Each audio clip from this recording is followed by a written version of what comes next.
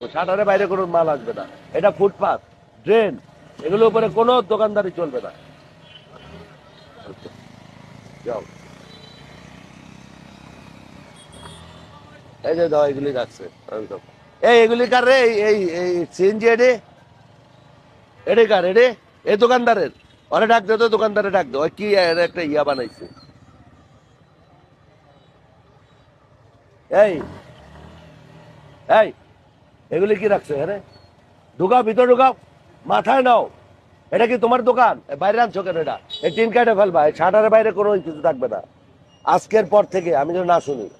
এগুলো ভিতরে রাখবা। যা দোকানে যেটুকু মাল আটে ওইটুকু ব্যবসা। রাস্তা বন্ধ করে তুমি এটা কেন করবা? এটা হলো ফুটপাত, ট্রেন, এগুলি তোমরা বন্ধ করবা কেন?